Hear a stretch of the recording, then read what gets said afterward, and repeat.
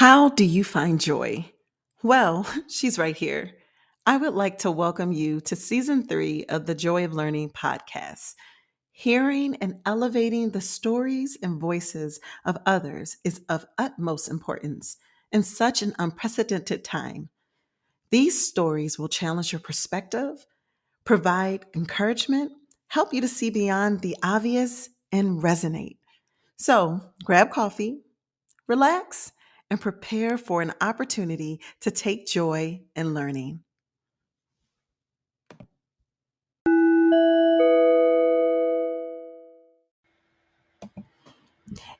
It is important to elevate the voices of women who are survivors of breast cancer.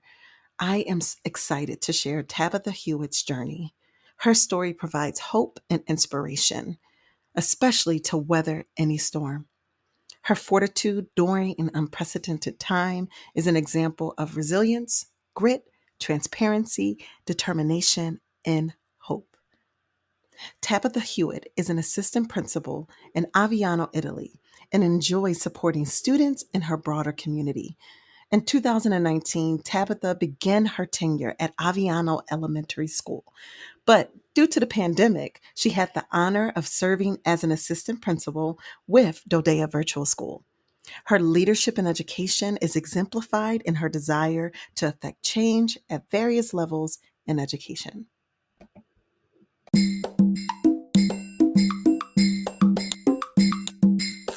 So, welcome to the Joy of Learning podcast. I am so excited to have an incredible woman here with us today. Her name is Tabitha Huewitt, and she is an assistant principal over in Aviano, Italy. How are you doing, Ms. Hewitt? Thank you so much, Ms. Smith, for having me today. I am doing good. I'm doing great. I'm doing great today. Today is a good day. Yes, it's a Yes. good day. Wow, it's the end of the day for you, of course. So it's sort of like Yeah. breaking that day up. Well, never mind. The day doesn't end when you're a principal, when you're an assistant principal or principal. Correct. Yeah. Yeah. Yes. Yes. And so, how are things in Italy right now? And it's fall. How's the weather? Right now, we have started getting into our rainy season. So I'm looking out my window, and I can't even see the mountains right now. Oh no. So yeah, it's a little rainy, cloudy, definitely chilly soup boot day. Okay. Yeah, it's starting to go into true fall, which is ironic because everything's still green, but the Yeah. weather has started shifting where we've turned off the air conditions and trying to in that happy medium where it's really cold in the mornings and then it Yep. gets warm. So we're having a lot of rain this last couple of days, so it's okay. I'm starting to wear sleeves, so it's getting Long there. sleeve. It's getting there. Yes. Yeah, Oh starting to, man. starting to. Yeah, but everything's still green, so it's kind of it's football season, and Yep. yeah. So, but fall is my favorite, so looking forward Yes. to it. Oh Yeah. man. And maybe this year, Christmas markets, maybe. No, they've No? already said Okay. nope. No, we didn't get Oktoberfest. They're not doing the Oh Christmas yeah. markets yet. Yeah, yeah, yeah. Okay. Maybe You I'm can just still so travel to old. places, but yeah, yeah. But I'll be home for Christmas anyway, so it's okay. Well, that's awesome. And home is Florida, correct? No, so No. Florida was where I was getting the treatment. My home is Georgia. Ah, yes, yes, yes, Georgia. Okay. Yeah. Now that Don't makes be mixing them up. Are they really different? Yes, they are different. Oh, uh-oh. Sorry. I'm sorry. Look, ask them Florida Gator fans if it's any different because Georgia won this weekend. Oh Okay. yeah, never mind. Never mind. Let me get it together. And so, just in our interview, one of the things I wanted to ask, like, how do you find joy on your day-to-day experiences? Well, to be honest, full disclosure, it has been very difficult. Mhm. Um, I actually have started seeing a psychiatrist for mental health because just the transition from where I was last year to now has been an interesting journey. And so when I think about ways to find joy, I try to be in the moment with my family, Yes. My daughter, who Yes. is a junior. So those moments are very interesting right now. Yes. And just appreciating just being here. I don't want to say I took it for granted before, Hmm. but always on the rush, always on the go, always trying to get things done. And now I realize, it's okay to just be in the moment and just to enjoy, a good laugh or a good meal and not feel rushed. And so on a day-to-day basis, I make a conscious effort, which if people have known me before, I didn't, but I make a conscious effort to go to lunch, to leave the building to Mm. get something, whether it's even Subway. And Yeah. so I find joy in just being able to be outside and have those moments. I have my hey girl, and I have my little joy of, having my little teas and stuff. So it's just the little things that I took for granted before that I didn't realize I was taking for granted. Um, so just the everyday things that, you know, matter, but now they're profound. And Wow. so, and I try to make sure that I'm present. When Yes. people want to talk to me or just need to vent, I make sure that I'm present, because the one thing I've learned is time is so precious, and we take it for granted that you have time to, do this, or you got time to go here. And the pandemic, if nothing else, um, the pandemic and cancer treatment showed me you're not guaranteed any time. And so Wow. take advantage of those moments now. So my number one thing is every day I try to be in the moment and at least something where I'm not racing to do a bunch of stuff and I don't have this glued to my hand. Yes. So yeah. And Yep. so you bring up the pandemic and then at the same time going through cancer treatment. Those are two things at the same time that are pretty um, profound, if we were to Mhm. say at the same time. And so, Mhm. in what ways were you able to sort of go through that? Like, what Yeah. helped you in the midst of a pandemic at the same time going through treatment for breast cancer? So, in all honesty, this gonna come off real selfish, but I don't think I could have had a better moment in life to have cancer with the pandemic, because I think it would have mentally it was already enough, but I think it would have really I had some relief of I didn't feel like I was missing out on things because Mm. nobody could do anything. So I was like, look at you, cancer, stopping nothing, trying to still keep my sense of humor. But in reality, it was true. Like my friends couldn't call me and say, "Oh my God, I can't. We're going on vacation, so I'll see you the next round of chemo." So none of that was happening because everybody was pretty much doing the same thing I was doing, sitting at home. So Yeah. that was the positive piece about it.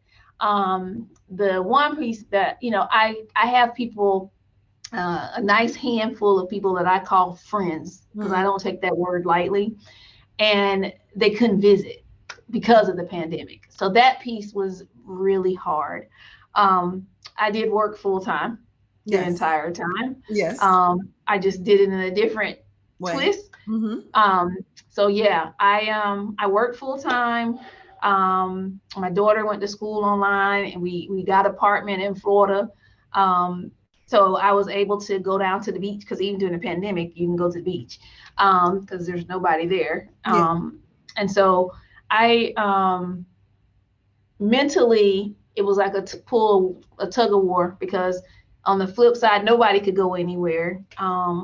And then at the same time, it also isolated me because nobody could come see me. So it was a mixture of emotions, but I think work actually kept my mind preoccupied, because it was something that I could tangibly, that I could, do Yes. something with and use my experiences and also what I was going through to be able to show empathy and Yes. sympathy to other people that were going through other things. That Yes. not saying that I didn't when I was in the brick and mortar, but it made me actually more aware of other people and not just constantly being on the go. I had to be in, like I said, before, being in the moment every day. And unfortunately, as I try to bring that back to the brick and mortar, it's It's very, not the same.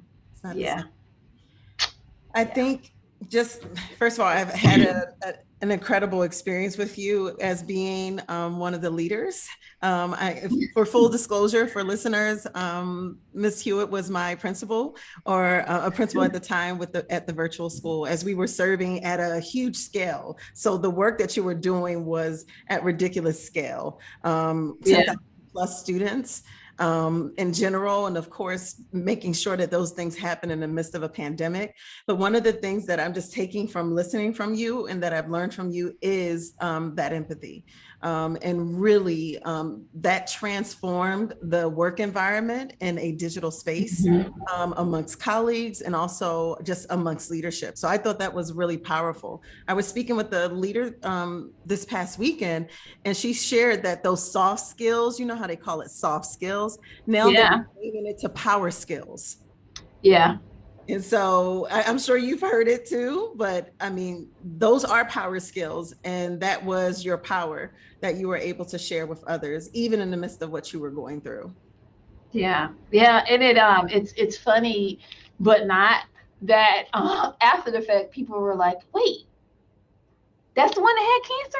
Like right then? Yeah. And even Dr. Marshall didn't find out until after, I think Oh, I was maybe one or two more rounds of chemo before she found out wow. that I was going through chemo treatment. She's like, hold up. I'm not big on rumors, but I had heard that you um, had been doing cancer treatments. I was like, yeah, I'm going to one tomorrow. And she's like, wait, what?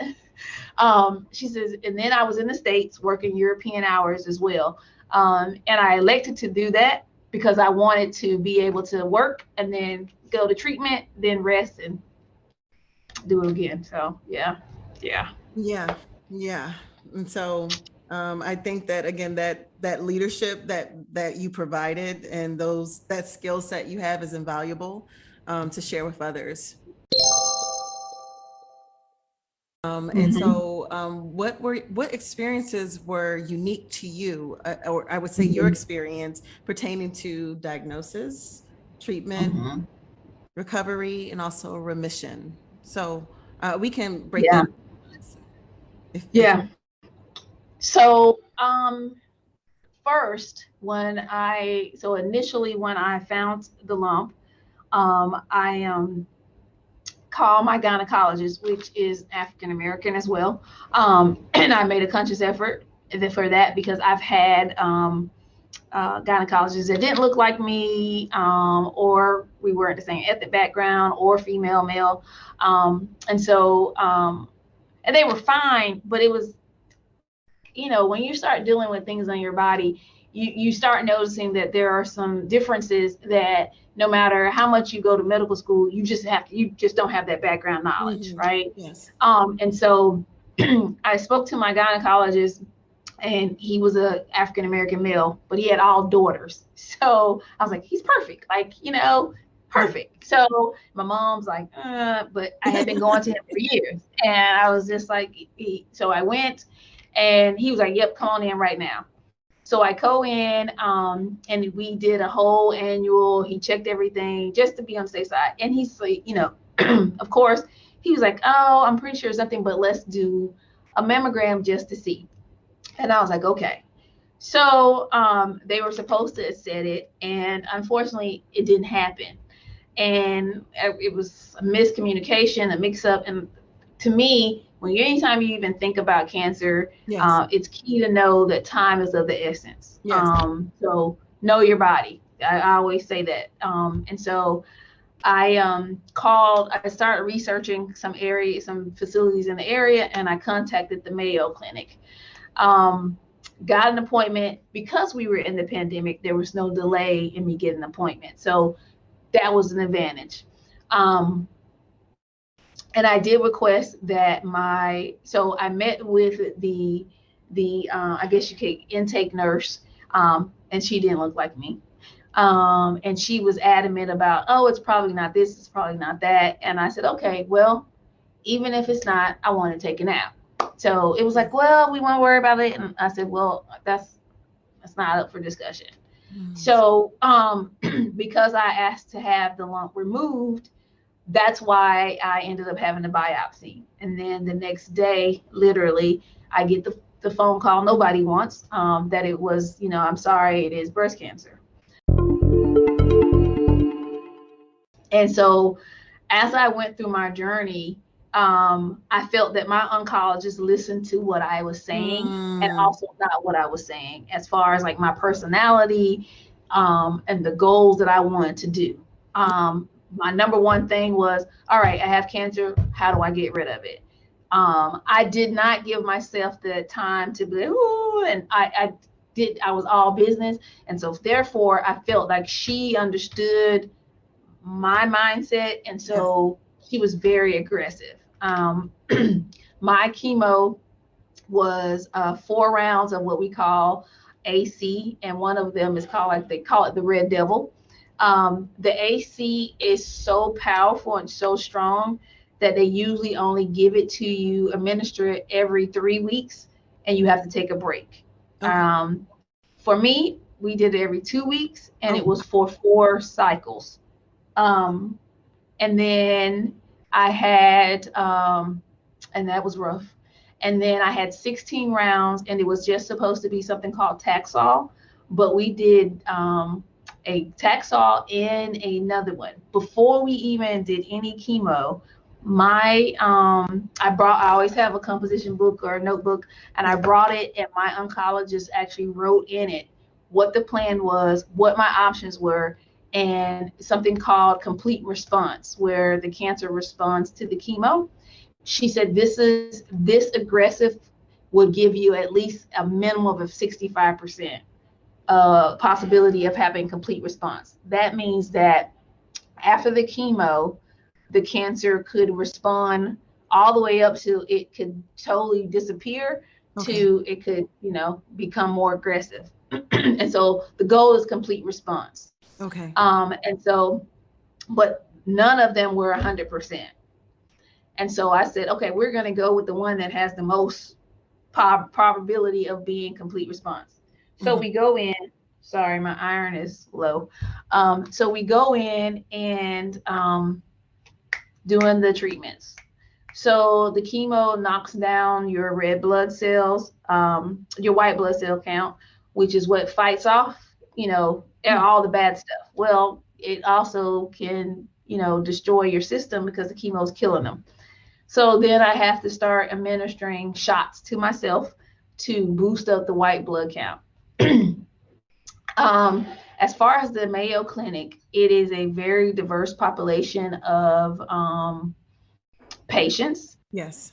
Um, Now, in my doing my cancer treatments, which I honestly feel that's the most important part, it's not the diagnosis, it's not the recovery, it's the fact that you have to go in on a consistent basis and interact with nurses to get treatment. Um, I don't remember, and I'll have to touch base with my mom, but I don't remember any of the nurses looking like me. But the head nurse was African American, like she was over the whole thing, so that made me tingle. Um, we After all the rounds, we did 20 rounds of chemo, Hmm. and out of all the rounds, we only interacted with one nurse that had a problem in it. I mean, the only thing we could think of was it was the color of our skin, and by that time I'm exhausted. But my mom was like, "No, we are not going to be going through the fight of our life and then be treated like crap because of the color of our skin." So she did report her, and that was the only incident. Now, before I picked the Mayo Clinic to go do my treatment, Hmm. it was 2 hours away from home. We looked at the local cancer center where my mom actually lives in Georgia. Um, and we met the oncologist, great oncologist, was willing to work with my doctor and from Florida at the Mayo Clinic. But I wanted to see the facility where I'll be spending most of my time. So we went in, and the area, first of all, it was just a curtain Yeah. around a chair, right? And we go in and all the patients look like me. None of the nurses, none of them greeted us. No one said anything. They just stared. And I felt like I was invading somebody's privacy. And it was so like, it was just, Very it was, the uncomfortable. aura was terrible. Huh? That sounds very uncomfortable. It was very, and all I could think of is I'm going to be fighting for my life. And this is what you have to offer. So my mom was very quiet. And when we walked out, she said, I'm going to let you pick, but I'm not happy with that. And then we get to, like I said, we got to the Mayo Clinic, and it was, they had the suites. They have the TV on the wall. Like, it was like you were on a little mini vacation. Yeah. And so I was like, I'm willing to drive the 2 hours to go here, so I can get the care, because like my oncologist said at the very beginning, half of the battle is not the care that you get, not the medicine, but how you feel about what you're going through. Oh, wow. And so I chose the Mayo Clinic. And like I said, that one experience, I am talking about literally from MRIs, PET scans, ultrasounds, oncology visits, massage therapy, cardiologists, radiologist, like any ologist you could think of, we were going through it. Even when I got sick and had to go to the emergency room at the Mayo Clinic, I never had terrible or even bad or negative customer service except for that one experience the entire time. And I honestly cannot say that about any other place I've been. And every time I came in, it was, hey, how you doing? Yes. Even the security officers, it was just if you have to go somewhere to fight for your life, this was definitely the place to be. Oh, wow. And I cannot, even now, I had to go back in July for my first round of scans. And it still was, welcoming everybody I meet. Oh, you changed your hair. Oh, look at that hair growing out. Like, people made connections with you, right?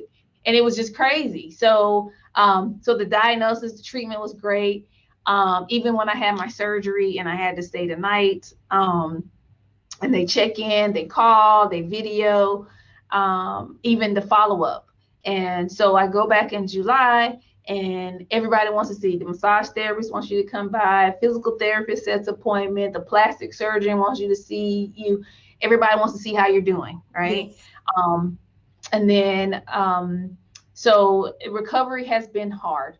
It is, they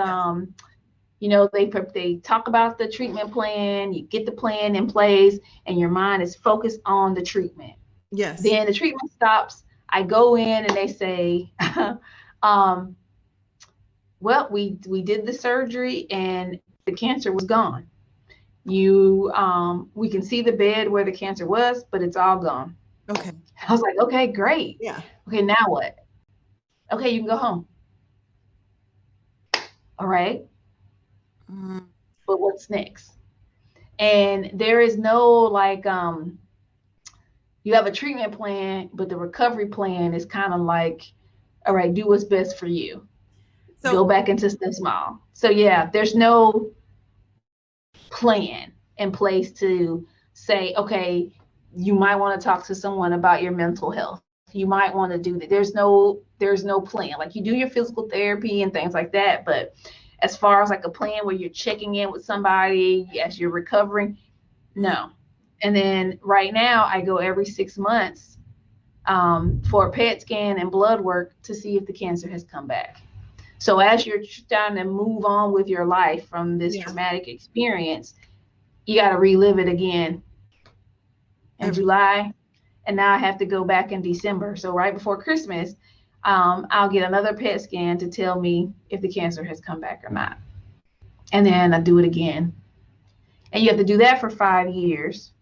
And then after the 5-year mark, you're considered a survivor, and you technically can move on with your life, where you go like maybe once every 2 years to get checked just to make sure everything's okay. But yeah, and so now I'm in remission, and I come back in December for my next round.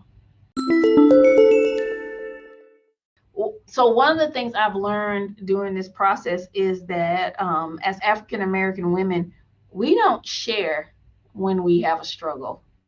Mm. We are very good at sharing Yep. our growth and our progress Yep. and but we don't share the struggle. Like we talk about how we made it through or how we got over or Yep. how we went through that journey, but we never talk in that moment when we're Mm. actually in the struggle, when we're in that valley. Yes. Okay, look, I'm a preacher's daughter, Look, no, so because this is so yeah. true. This is Yeah, true. we never have those conversations or open our mouth.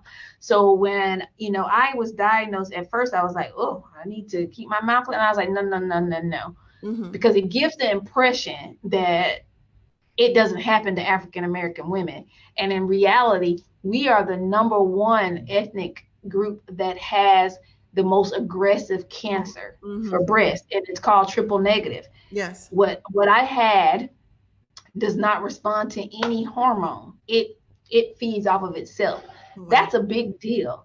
And until we start opening our mouths and saying, this is what happened, this is what it looks like, be aware of that, then how are we supposed to say we support each other? Like we're Mm. talking about life or death type things. Yes. And when I finally opened my mouth and said, hey, this has happened to me, this is what I look like, this is what I'm going through.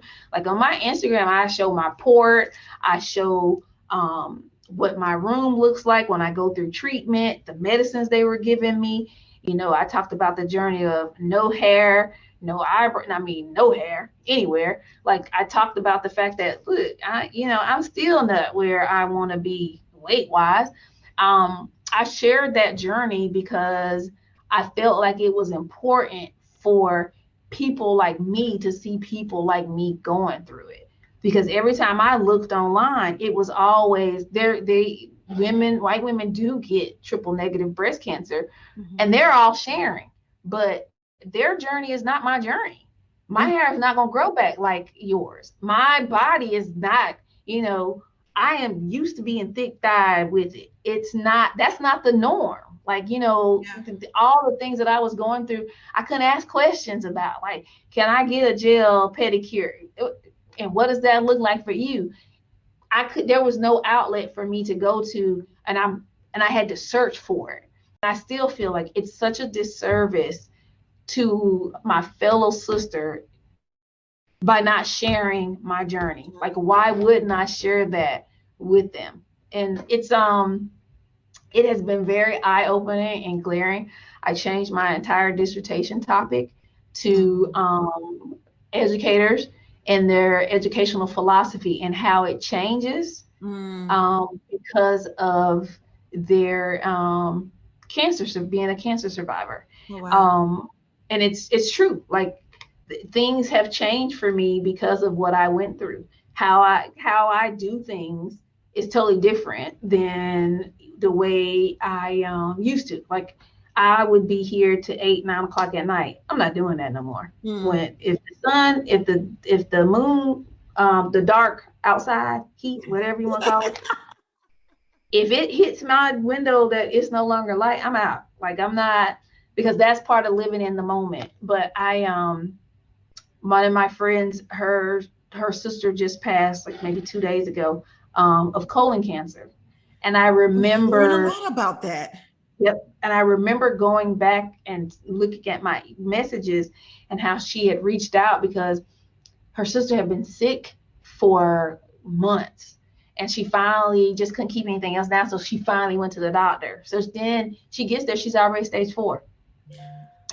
And then she was freaking out about getting a port and things like that. So I remember I'm looking at the messages where I'm going through and I'm sending her pictures of my port and telling her, different things that you could eat to help your stomach. Like, and I'm like, yes, you can have a great oncologist, but unless they had cancer, they only giving you, what they think or what the research shows. When you can reach out to somebody that look like you, that's been through that journey, that can help you go through, it's a different type of conversation. And Mm. in April, if you're out there, girl, I love you. she was a godsend. Like I could text her anytime of night, like, I'm mad, I'm angry because of this. And she's like, I know, girl, but you're going to push through. And Yes. she could honestly say she knew. And we Shout are out to doing ourselves a disservice. April. Yes, we are honestly Big doing up, ourselves a April. disservice. Yeah, we're doing ourselves a disservice when we don't have each other's back. And I mean, okay, yes, let me know that it's a job out there that I really want. Yeah, be my reference, great. But when we talking about life or death stuff, that's when I need you to have my back. Everything else we can figure out, but you can't help me get no job if I'm dead. So, and that's just the bottom line. That's it. That's the bottom line. And people say it all the time. I'm not my hair.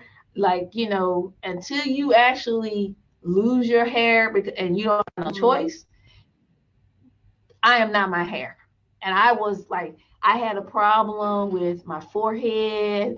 I had a problem with my eyebrows. Now I'm like, this is it. This is Yes, me. this is me. It is what it This is. is who I am.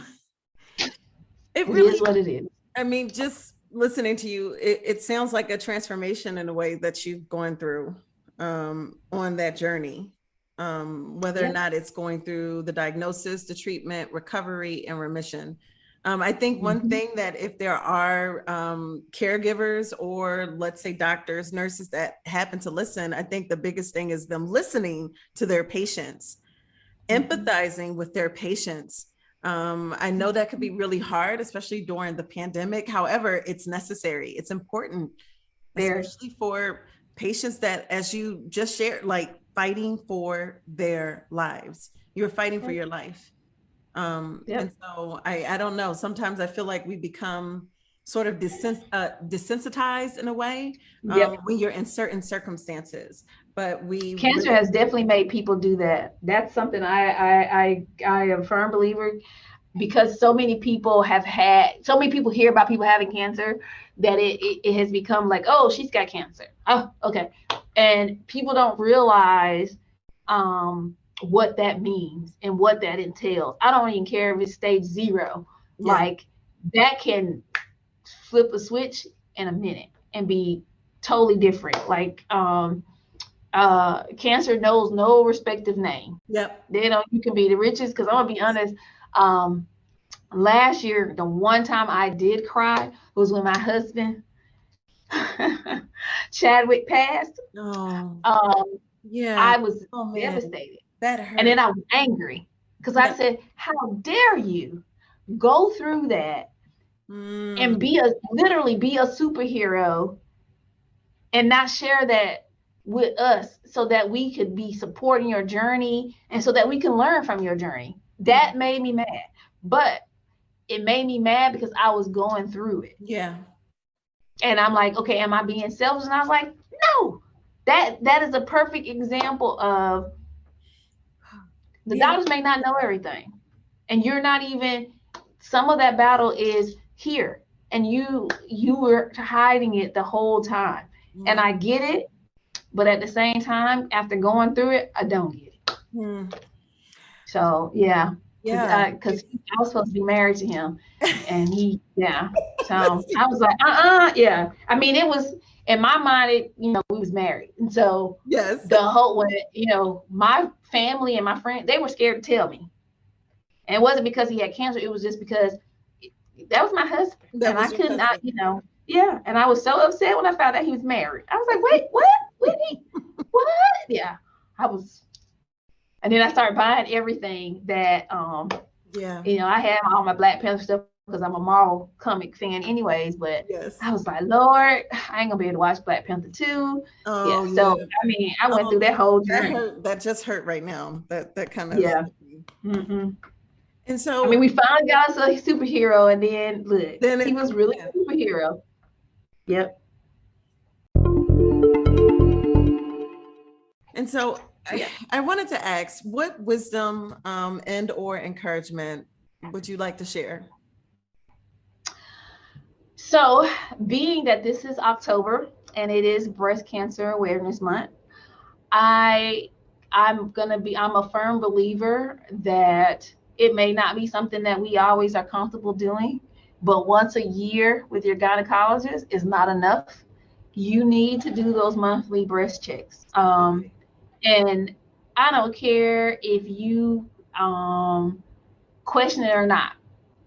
If it's something that doesn't sit right with your feelings, your Mm, gut, your gut. intuition, whatever, get it checked.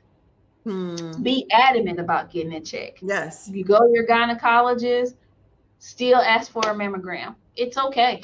That's what we have insurance for. And even if you don't have insurance, there are organizations that will take care of you having a mammogram. So, and if you need it, let me know. I will give you the information.